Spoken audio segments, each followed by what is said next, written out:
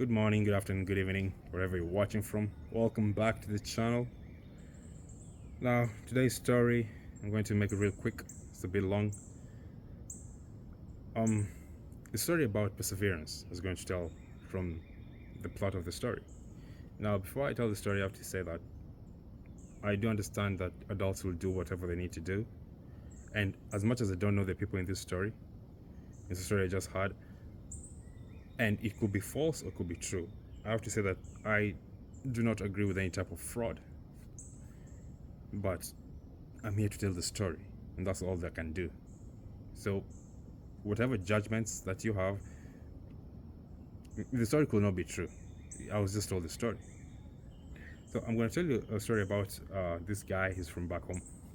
We're going to call him, let's call him Brian, in order to differentiate the different characters in the story. So, Brian arrived in the US many years ago. It's been a while since this story happened, and he was living in Maryland. Now, while he was living in Maryland, he was working creatively, using someone's name. So one day, the guy whose name Brian was working with committed a crime, and the police were out looking for him. There was a warrant issued for him. So one day, the police show up at Brian's workplace early in the morning, and they were looking for the guy with the name that he was working under. So the co-workers say that, oh no, this guy has not come in yet. They didn't have a photo, just had his name. So the co-workers say that, oh no, the gentleman has not come in yet, but he should be coming in soon. So when Brian pulled up to the parking lot, he sees the cops present. He sees cop cars, he sees cops in the vicinity. He calls a friend who was inside the building, asks him, what's going on, what are the cops all about here, all around here. And the friend tells him, well, they're looking for you. And Brian says, why are they looking for me? They say, there's a warrant for you, out for you. They say they're just looking for the guy by this name. And that's when Brian figured out, oh, okay, it's not me they're looking for the other guy, but because I'm using his name to work here, that is why they're here.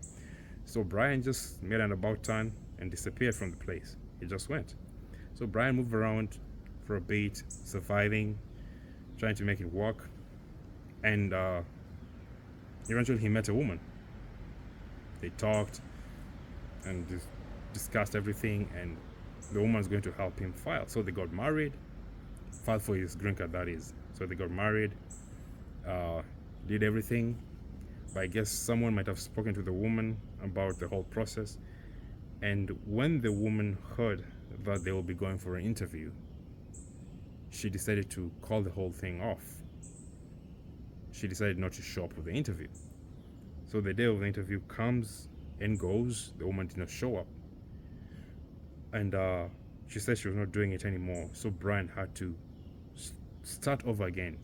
So he divorced her. All right, went back to square one to start looking again.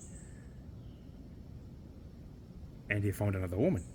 Lucky for him at that point, so he thought. He tells us the story of how everything went with the first woman and how the marriage came to an end and the whole process that he will be working on. The woman said, oh, it's okay, she'll help him out. So they got married, and once again he filed for his green card. Now this time, the first time when he had filed with the first woman, they had sent him a work permit, but by this time it had expired. So this second time they did not sign him a work permit. What they did is, when they called him for his fingerprinting, because that's part of the process, you have to do your background check. He went in, and after he'd done his fingerprint, they seized his passport, because this was the second time he was going through the process, and the first time he had missed an interview, and he was doing it all over again with a new person. So they seized his passport and said that he was not in removal proceedings, not under deportation, but he will get his passport when he went for his green card interview.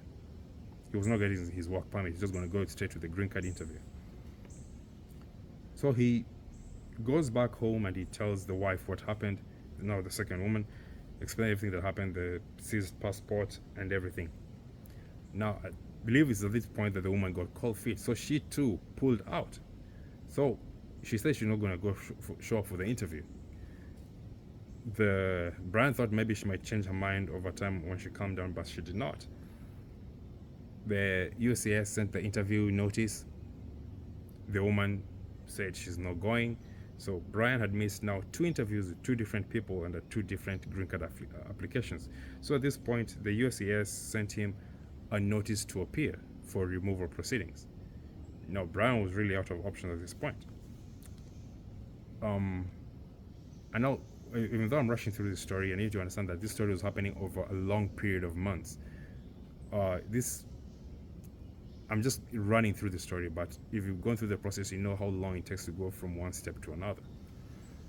So he's been doing this for several years at this point. And there's also the money spent with all the filing and everything and still surviving in the US. Now, one day, I think it was at a party, Brian met another lady. We'll call her Mary, also from back home. And they get to talking just like people usually talk here, talking about their immigration experiences and their journeys and the process. And Brian told Mary all about his story and that he was really out of options. And Mary told Brian that she believed she knew someone who they might be compatible with. And Brian said, he was open to being introduced. So Mary went and spoke to her friend, and the friend said she'll meet Brian. So the friend went ahead and met Brian. Now, Brian lived in Maryland, but the friend, the new lady, the third lady, she lived in Pennsylvania. Now, Pennsylvania and Maryland are attached. They're small states relatively, but they're attached, so it's easy to move from one state to another. So Brian lived in Maryland, Baltimore, and the lady lived in Pennsylvania, Philadelphia, Philly. So Brian will be driving across, going to Philly to see her. It's not a long journey, if you're committed enough. And he'll go and spend time with her, they'll hang out and do everything they need to do. And so eventually they decided to start on the process again. So they got married and filed for the green card the third time. Third time's the charm. Now, slight twist to the story. The third lady the one who lived in Philly, she had a boyfriend who was in prison at the time that they got married. So shortly after they filed, the guy came out of prison. And now the lady had to explain to him everything that had happened. She was married now and all this. And the guy took it pretty easy. Now, for people who understand the process of being in the US, they understand why I'm saying he took it pretty easy. Of course, it's not everyone that you find with your wife or with your girlfriend. When you come from prison, you take it easy. But of course, some of you already understand why I'm saying that.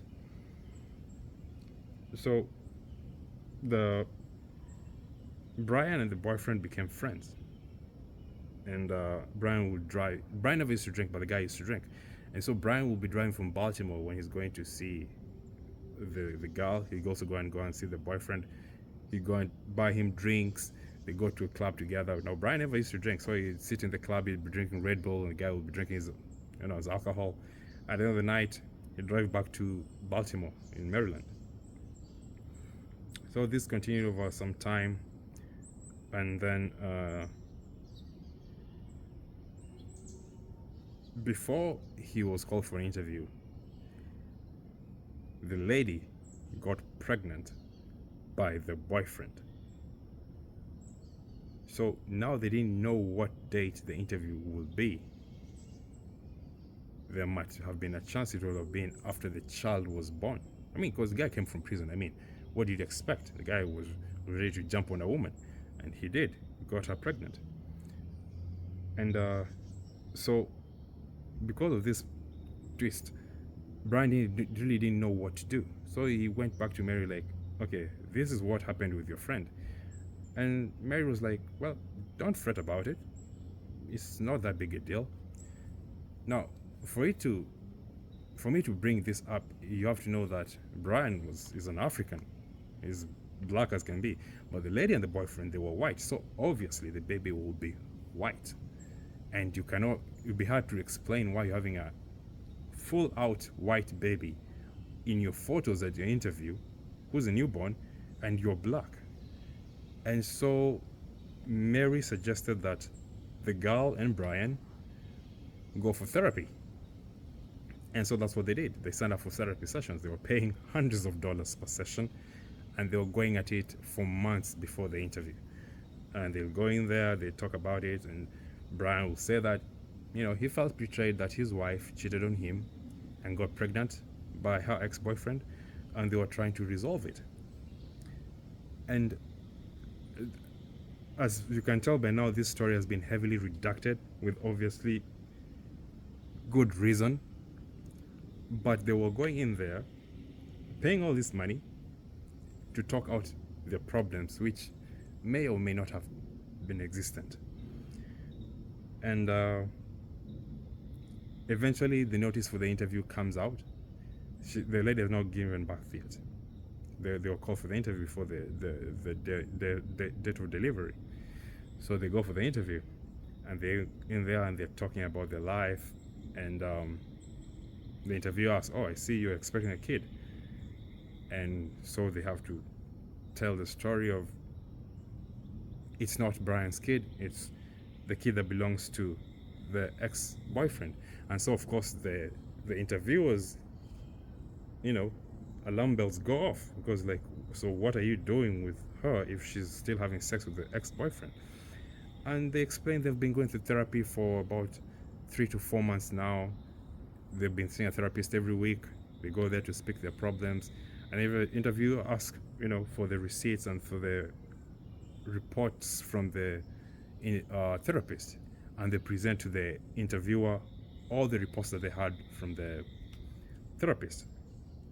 Which, if you're trying to find a fake marriage, it would be really difficult for someone to go and pay thousands of dollars in a therapist's office for a fake marriage. So you understand why the thing was, going to a therapist was the best option. It was actually brilliant.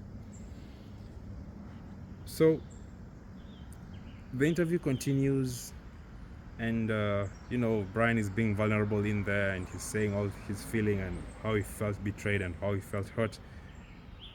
And reportedly, towards the end of the interview, the interviewer looked at him and said, "You must really love this woman to still be with her even after she hurt you this bad." I guess Brian said, yeah, he does love her. And believe it or not, Brian did get his green card with a pregnant woman who was pregnant for the ex-boyfriend, or for the boyfriend, depending on how you look at this story. And so right now Brian is a citizen, but he had to endure and persevere all through these things over such a long period of time, because the first woman flaked, second woman flaked, he had been called to be put in deportation proceedings, and then the third woman got pregnant before the interview with a boyfriend, and he was living in a different state. He had to be driving every single week, driving across to go and see these people. It's crazy when you look at it, but he endured all this and eventually got his green card. Of course, it does help that he had someone to advise him during these moments, like with the whole therapy thing, because a lot of people have been telling him to drop everything and start all over again, which would have been the fourth woman that he's doing with, filing more papers, still more drama, and that would not have helped. But going for therapy and going with the reports, the interview, that did help, and he got his green card. So like I said, right now Brian is a citizen, and he's doing really well in the US. So I guess it's a question of how much are you willing to take. Some people can take more than that, some people can take as much as that. They cannot take as much as that. So it's a question of how willing are you to persevere through the hardships that come your way when the US. And it always does help to have brilliant people in your life. It doesn't matter who they are. As long as you feel that someone is brilliant and gives you good advice, have them close, especially here in the US. because you can call them at any time and they give you valuable advice, just like this one about the therapy was so valuable to Brian when told to him by Mary. And yeah, that's today's story. So like I said, I'm going to be putting out a video explaining the green card process so you'll be able to understand the steps that people go through before getting the green card, especially when filing through marriage. Like I said, that's it for today, and I will see you in the next video. Take care and goodbye.